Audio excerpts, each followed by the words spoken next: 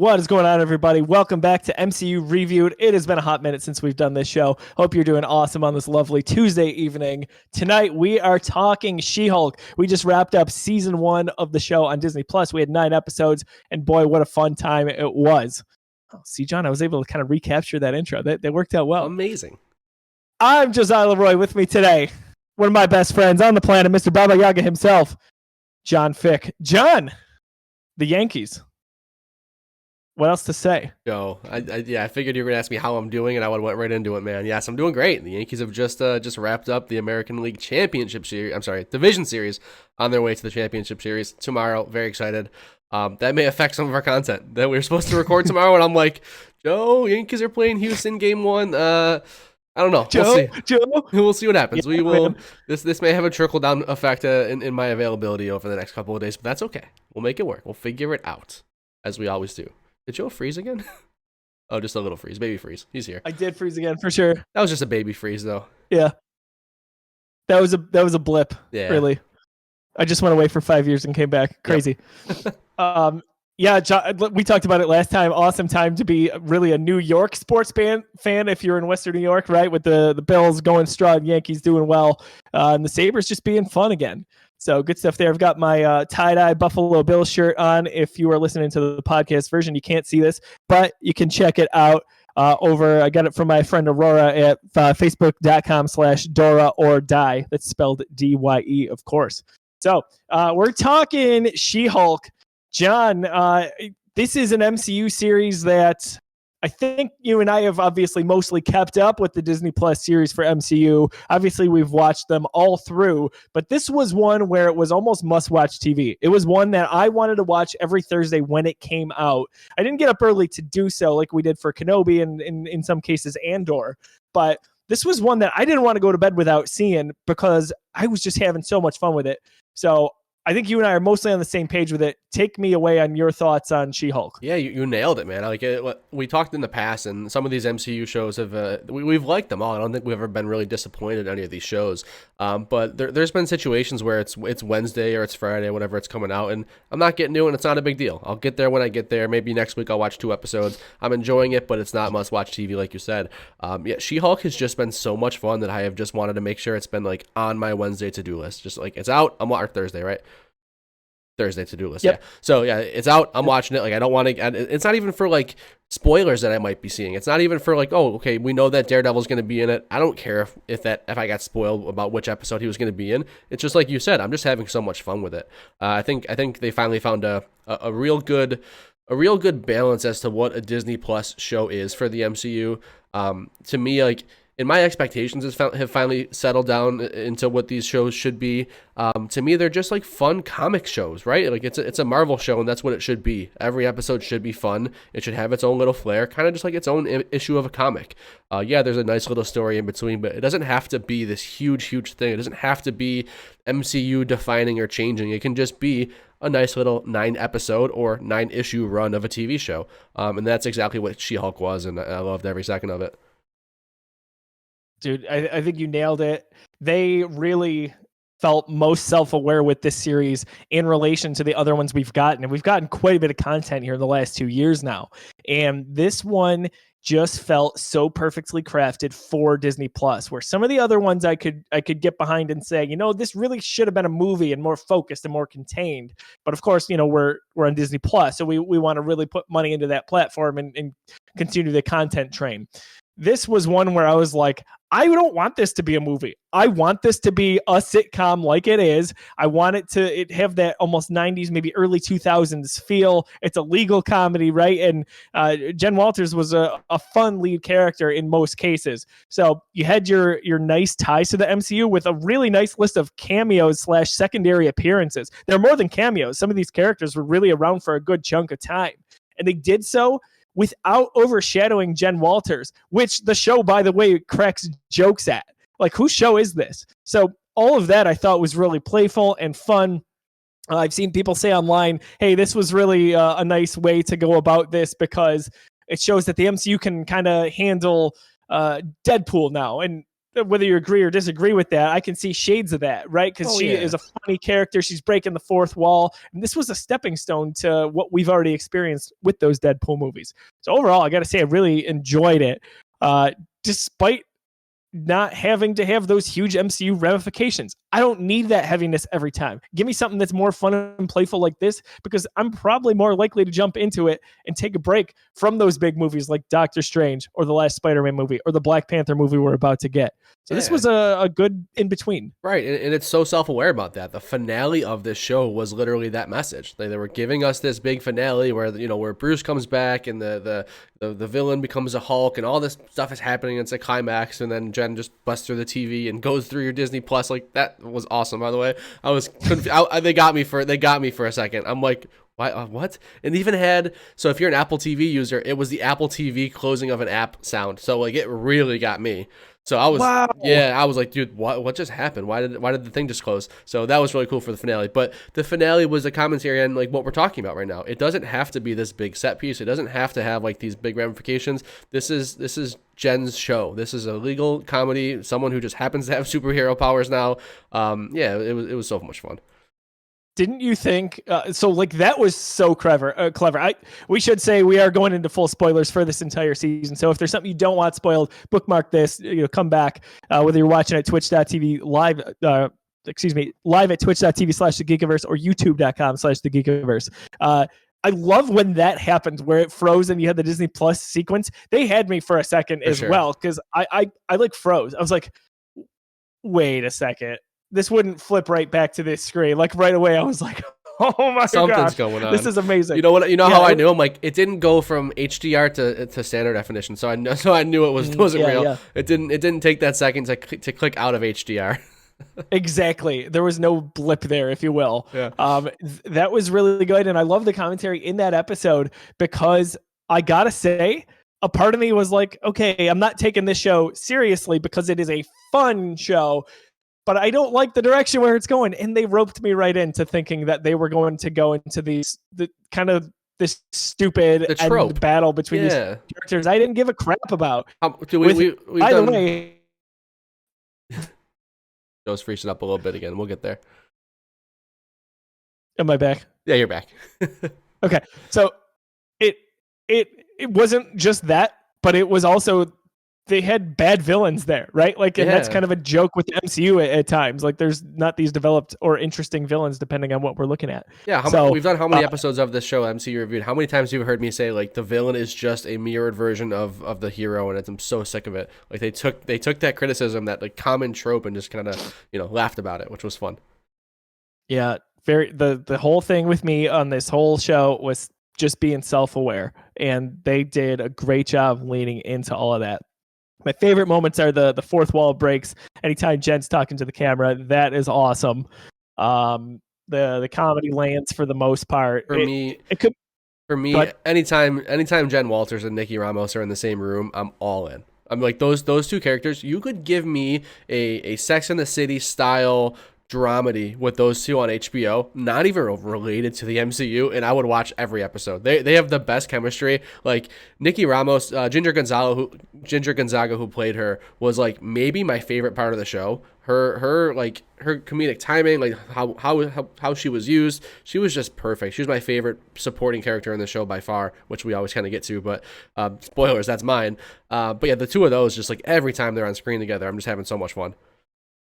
I was going to ask, let's dive right into it. Favorite non-title character is something we typically talk about on MCU Reviewed. In this one, there's a good supporting cast, and I think that's a great selection for you. For me, I could go a number of directions. I really liked Jen's parents. I thought they played a funny role in the limited screen time they had. Yeah, just for sure. Real, cheesy and kind of old school, and it was really nice because they just care about her. But for me, I really liked the performance by Abomination. Yeah. What a comeback, right? Like, so you get the Incredible Hulk in 2008 when this originally happens, the original movie, and he comes back and plays this role and really gets some screen time. And I love where he went, where he's in jail and then he's on house arrest and he's on probation. He can't turn into the Abomination, and he starts this kind of like self-care retreat with kind of villains, D tier villains almost. Like all of it was just really well played out.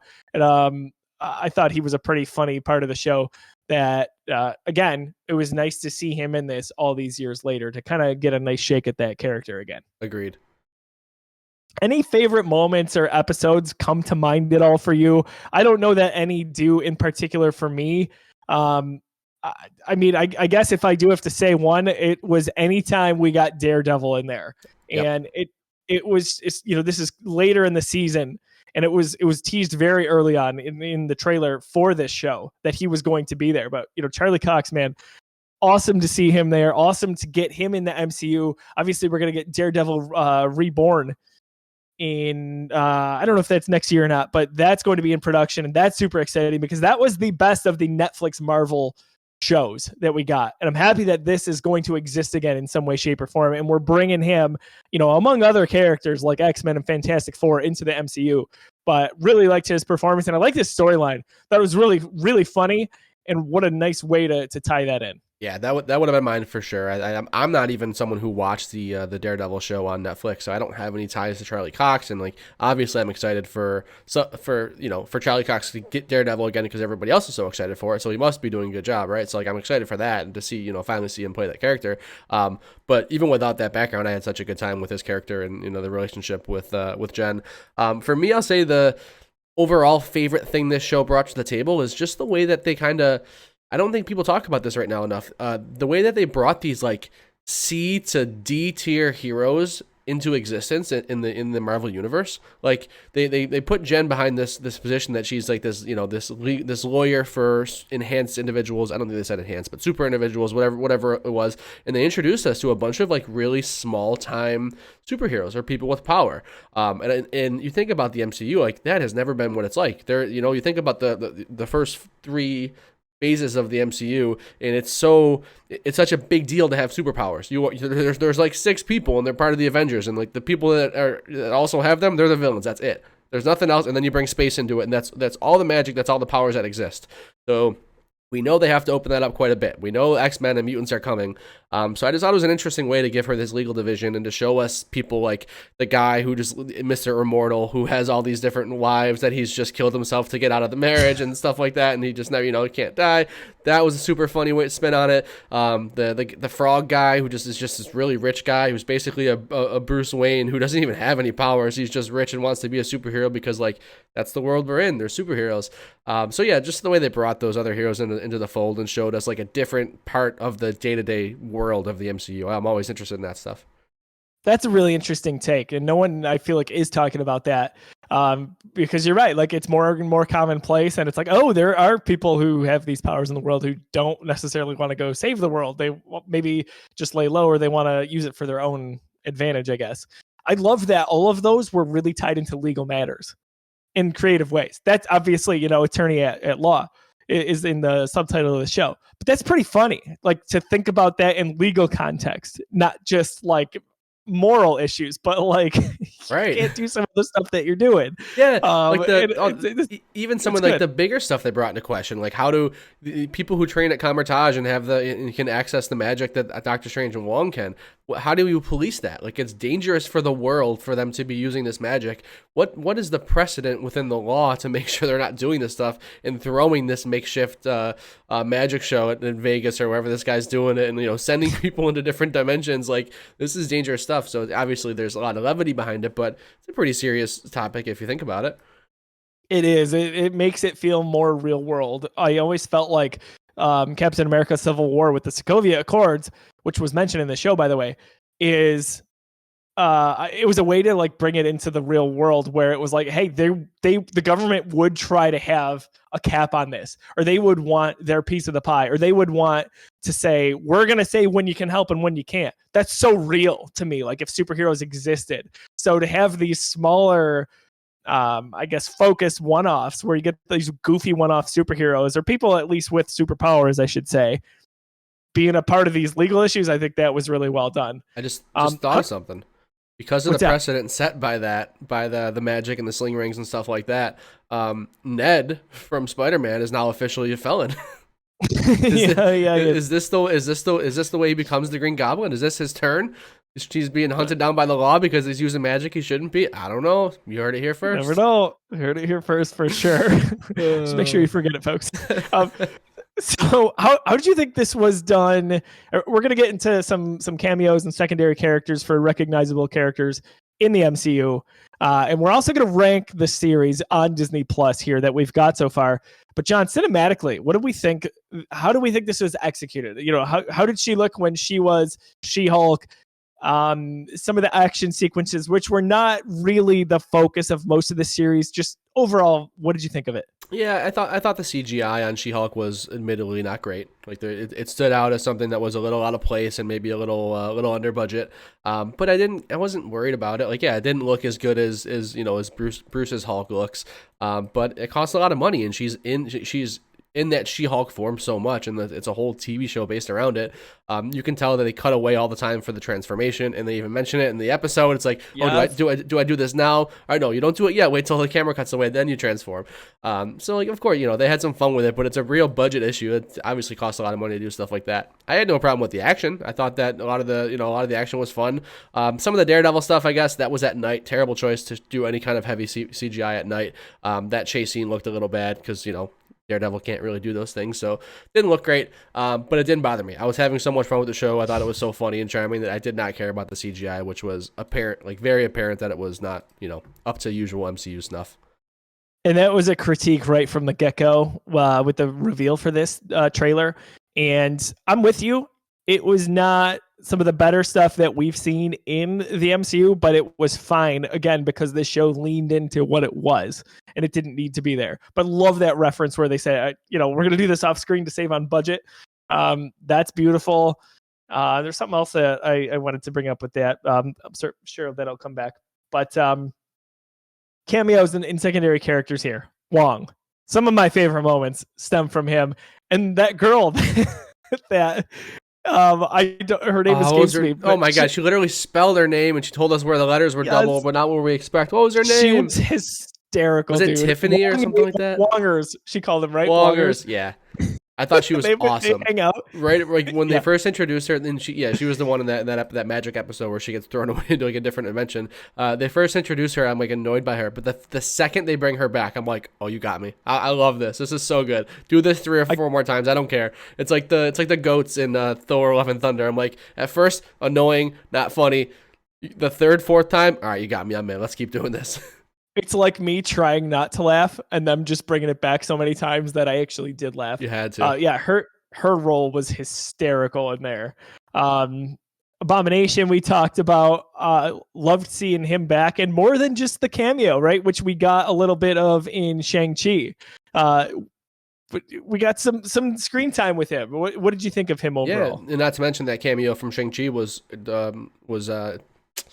explained in the show as to why Wong would have access and know who this is and stuff like that. I thought he was great. I thought that was like you mentioned that he was your favorite non-titular character. I thought that was done really well. I thought that was like a really good first superhero case for Jennifer to take on. I thought it was awesome. Bruce Banner. So we get a good chunk of him in the opening of this show, the first episode, and just a little bit towards the end, which was interesting. I didn't expect to really get much of him at all. I felt like it worked very well in that first episode in creating essentially She-Hulk's origin story. Yeah, I totally agree. I thought it was done perfectly well. I didn't expect to get that much of him, but then maybe once I saw that first episode, I'm like, oh, maybe this will be kind of like a buddy, Bruce kind of mentoring her along. But then when she leaves that island, it's like, no, I got to go live my life. I got to be a lawyer. I'm not doing this superhero stuff. Like, I'm already better than you. I can be Hulk when I want to. I didn't have to train for this. Like, I'm good to go. I'm out of here. So yeah, I thought it was handled well, and who doesn't want to see more Mark Ruffalo as Hulk? He's awesome. I loved really the references back to Tony Stark and Cap as well. Some funny stuff there, especially Tony helping him build the bar. All of that was really special, and those are the kinds of ties back to the bigger MCU that I love at this point. For sure, talking about our founding fathers, if you will. Yeah, give me the small stuff. Give me those conversations with Hulk, who has been there through it all. You don't need to necessarily bring the character back to go crazy about these tie-ins and making us remember the good old days. We talked last character I want to mention, at least unless I'm forgetting someone, John, is Daredevil. And again, a funny funny tie-in. Her joke in the ninth episode when she talks about smashing things, including Daredevil. Yeah, that's awesome. I forget how she worded that. I was like, oh my gosh. Matt Murdock. She goes, sometimes smashing Matt Murdock or whatever she said. That was pretty funny. Really gotta good. say. Really good. Yeah, their relationship was great. I thought that whole episode, that might have been my favorite episode, and not for the reasons a lot of people love. Again, I said I didn't watch Daredevil. I watched like a few episodes, but I didn't have that tied to it. It was just a really good introduction to this character, and their dynamic with two different lawyers, and him being the more seasoned and obviously a little bit better of a lawyer and winning that case, handedly. I thought was an awesome dynamic. Yeah. Overall, good stuff there. Great usage of those characters that I mentioned. Anything else about this show? Any characters, moments I missed? Anything that we wanted to do before we go and rank these? I think we got through it, man. There was a lot to talk about. It was a packed show. Every episode had its own little spin, and if it didn't have like a big punch like Daredevil, it had just like a really fun, intimate sitcom moment. Yeah, it's this is one of the better Disney Plus series, I think, for the MCU so far. One that I was intrigued by when it was announced, but not necessarily high on my anticipated list. However, happy to hear that I was wrong with that, and it ended up being a really enjoyable series. I look forward to going back and getting more of it. Hope we get that second season at some point. I don't know that that's been discussed at all, but seeing the reception to this, it was discussed in the show. Jen mentions, "Can I have whatever in season 2?" So who knows if that's actually confirmation for a season 2? Because she asked, "Oh, we should talk about Kevin." That was a fun way to. Yeah, that was a fun way to bring in, all that hype. Like, I'm gonna go talk to Kevin right now. The boardroom and Marvel writers, nobody talks to Kevin. You'll never get a meeting. And obviously, we're all thinking she's talking about Kevin Feige, and she finds this KEVIN. I don't even know what it stood for, but. Dude, I legit thought we were gonna see Kevin Feige. I was like, "Oh my gosh, we're finally gonna see him." I didn't. I was just like, "What? How are they gonna do this? Is it just gonna be some guy? Like, what is gonna be the joke here?" And it worked out. I thought it was a fun payoff for it to be this AI named Kevin that makes all of the amazing decisions for the MCU. And I love how they were so transparent about we know what the media says. We know that people think the MCU has been flawless, and we know that you're gonna have some criticisms for our TV shows because it's a different budget. Like, they touched on all of that in that sequence, which was really cool. It was really, really well done. That ninth episode was something special, I gotta say. If we went through and ranked those episodes, that and the previous one with Daredevil were up near the top for me. Then you probably go back to episode 1. I mean, there's so many moments to pick and choose from. What a very consistent series this was. Good all around. Well, folks, we are going to rank these. So if you watch our series MCU Re-Viewed, it was a rewatch series that started in the middle of the pandemic. We were watching all of the MCU movies in release order, and we were ranking them. We made some pretty good progress. We're going to get back to it at some point here. We took a break. We did Star Wars Reviewed. We did all 11 movies there. Kind of tragic that Force Awakens didn't end up at the top, but it is what it is. People can be wrong from time to time.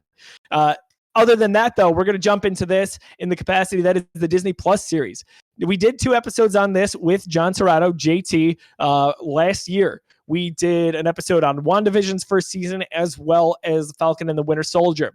So I'm going to pass it over to John to explain how we rank these and what that looks like. And then if you're listening on the podcast form, wherever you download podcasts, we'll kind of talk you through what that looks like as well. Yeah. We're obviously going out of order here as well, with She-Hulk being the most recent one. We're going to jump back into Loki and some of the other series at some point, but John, I'm going to pass it over to you. What does this look like for new listeners? Yeah, so for the MCU, obviously, like you said, we watched them all in order, in release order, and ranked them as we rewatched them. Weird here, there's only 3. We're only ranking the 3 that we've done discussion episodes on. So after WandaVision, we did a discussion episode. After Falcon and the Winter Soldier, we did a discussion episode. Then, like Josiah said, we got caught up with Star Wars, stuff like that. We watched all the other series, but since we didn't do an actual discussion video on them, we're not going to start ranking them yet. We're only going to rank them as we've done these discussions. So far, She-Hulk is the 3rd one we've actually sat down and discussed on the podcast here and had a conversation about. So we're going to rank those 3. And like Joe said, we'll go back and we will make sure we watch everything in between and get a full list out for you guys, because that sounds fun. I can't wait to rewatch Falcon. I have not rewatched a single Disney Plus show.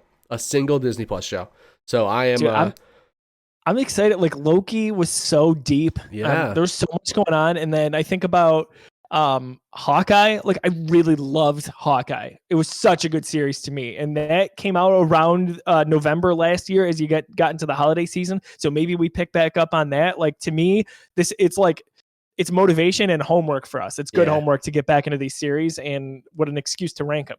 For sure. So the way ranking works is basically an episode starts at the bottom of the list, and we decide whether or not we think it hops the show, or in the movie's case, the movie ahead of it.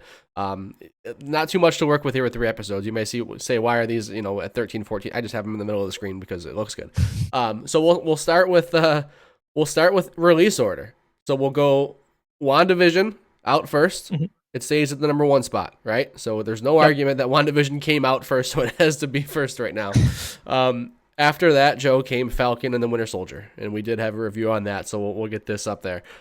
You think this has any chance in your mind to go ahead of WandaVision? I thought it was a well-done series. Loved seeing those guys in action, especially in the buddy cop format, but I am going to have to leave WandaVision up top. That series just was predominantly good, if not great, all the way through. And what a way to welcome the MCU back after a year of no movies or TV shows. For sure. WandaVision is going to be number 1 for me right now. Oh yeah, especially like fresh, the beginning of the pandemic, we weren't getting any content at all. So just to finally get something new from the MCU and something so different, WandaVision was a lot of fun. I agree with you. Yeah, I wouldn't put Falcon and the Winter Soldier above WandaVision. Or top of the show, you mentioned that maybe some of these should have been movies. That's the one that I think maybe could have been a movie for sure. That one was very, very cinematic, very action-packed. The budget was there and it was good. I mean, I had plenty of fun with Falcon and Winter Soldier. I don't have much, to hate on it with, but I think that maybe it could have done a little bit better in a 2.5 hour runtime. So that was the most big screen for sure. That absolutely was, and it's fine. Like it worked. But real quick on WandaVision too, like flashback. I remember watching that night, that first day it was available, and just getting that MCU crawl at the beginning, the logo come in, and just having goosebumps, being like, man, this is back. It was so sad not getting that for a long time, Right. But fondness kind of absence makes the heart grow fonder sometimes. For sure. And I didn't think we had that room, but I did absolutely get there with the MCU coming back. I remember texting you even being like, dude, I just have chills right now. That splash screen. And like just the realization that like, yo, this is going to be every week for a while. That was really cool. Cause up until WandaVision and, the MCU shows in general, you got that feeling once, like maybe twice a year. I mean, I guess sometimes 3 times a year when they got to really pumping these things out. But lots of time in between, you saw that MCU, that Marvel Studios logo, and it really got your heart racing. So to have that every week was something fun. So we agree there. WandaVision 1, Falcon 2. All right, She-Hulk, the one that the freshest on the brain here. We just finished watching it. So numerically, it would be number 3. Do you think it deserves to hop Falcon and Winter Soldier to go to 2? I would put it above Falcon and Winter Soldier. I think. There's no debate for me. It goes right to 2. Yeah, I think that we said everything we need to say.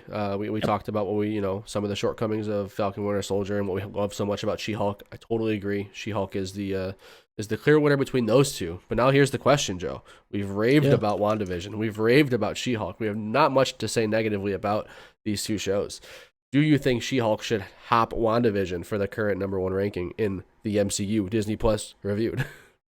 I think I want to let you go first on this one. But my strategy was to listen to you. I have a clear opinion. I don't, and that's where it gets interesting, and that's okay. You could be like, John, we're gonna go sit down and we're gonna watch 6 to 9 episodes of a Disney Plus show. It's either She-Hulk or WandaVision. My answer is yes. I don't care. Pick one. I'm so in. They're different in very many ways. But man, I think I would go She-Hulk above WandaVision. I think I would. I think I like She-Hulk more. I think I had a little bit more fun with it. I don't necessarily think I loved the way WandaVision ended. I agree. That finale didn't really stick it for me. That final battle and the way things left off, and JT always talks about how we're victims of hype, and everyone always thought Mephisto was coming, and what was the secret and stuff like that. I never really got too burned by that. I love the show through and through, but I just think that She-Hulk had such a identity that it knew what it was being, and it was right up my alley. Like that that sitcom, episode by episode, fun. Like, it's a ride. It has less implications for the MCU. What show is more important for the MCU? Obviously, WandaVision. Like, clearly, it sets up, Doctor Strange and the Multiverse of Madness. Like, it's a much more important show, obviously. But I think I like She-Hulk better. See, if you ask me what show I'm watching, if I'm just going to turn something on and watch a few episodes, it's She-Hulk.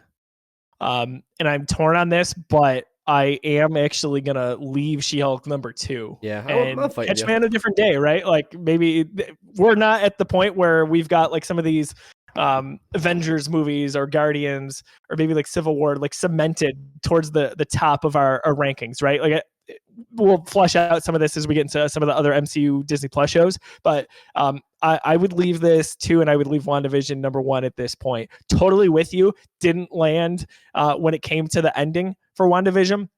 But I think back to some of those early episodes and what they did with just kind of generating or replicating, I should say, famous sitcoms. And I love how that ended up working out. So it's funny, obviously we're only ranking 3 right now, but our top 2 are the ones that are either funnier or based on sitcoms. Right. So it's all about fun for me.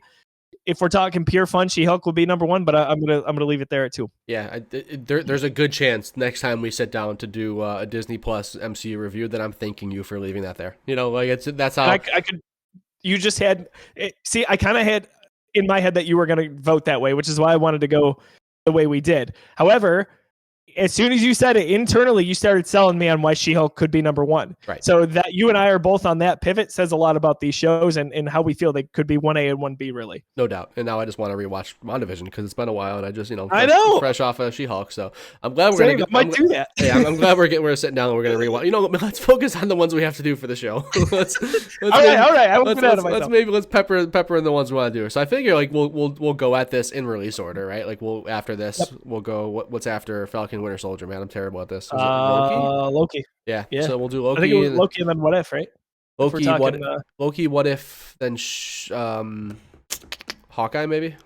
I think Hawkeye. That sounds good. Yeah. What If wasn't before Loki? I don't think so. Were they simultaneously running? I think Loki ended and then What If happened. Okay, if I'm not mistaken. Doesn't matter. We will certainly figure that out. But yeah, we'll go in order. But for now, we got WandaVision at number 1. We've got She-Hulk number 2, Falcon and Winter Soldier at number 3. Again, weird list. 3 random shows. But we're only doing the ones that we had conversations on, so you will see plenty more, and this list will get fleshed out. And I'll make a new graphic that's not 27 things long. This was just because it's left over from the MCU Reviewed, and I have to make a new graphic for that one too because there's been like 30 more movies since we've last done this show. But it's okay. At least. Well, great discussion here on She-Hulk here. Twitch.tv/thegeekiverse. Also live at youtube.com/thegeekiverse. Of course, you can watch those videos back right on our YouTube. Listen to podcasts wherever you download them around the globe. Also, want to give a special shout out to friend of the show, Tank Newton, who recently got married. Tank, congrats, man. Hope all the best for you for the rest of your life, obviously, but especially in these first few weeks of being married. Enjoy everything you can, man. That's super exciting, and we're happy for you. Heck yeah. That's you. That's right, buddy. So, John, if people want to check out other good content here at the Geekiverse, we've talked about it a little bit. But if people are into video games, what show can they check out? The show that we're about to record next, we got Busy Sticks. Busy Sticks is our weekly video game show. We chat about what we've been playing. We crack a new beer.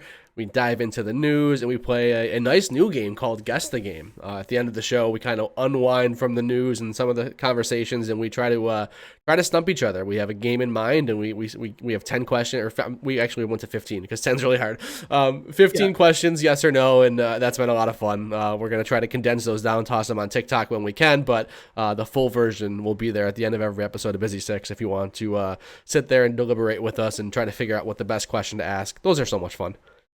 Yeah, we're finding our way with that. We're having a lot of fun. Lots of good stuff, whether you're looking at YouTube shorts on YouTube or TikTok. We're, naming the name of the game is fun, whether it's guess the Star Wars character or guess the video game. So, John, you can find him on social media at Disruptoid. You can find me across social media at I Am Brosiah. Hopefully, you're sticking around in the live stream here on Twitch. We're going to record Busy Sticks shortly. We've got a lot of good stuff to get to. We're talking Silent Hill. Ooh, can't wait to hear what we're going to be getting with those games. Also, getting some Resident Evil and the controversy surrounding Bayonetta 3. So, hope you hang out. And if not, We appreciate you joining the ride for us here on this episode of MCU Reviewed. For John, I'm Josiah. Catch you all soon. Have a wonderful evening. Go Yankees.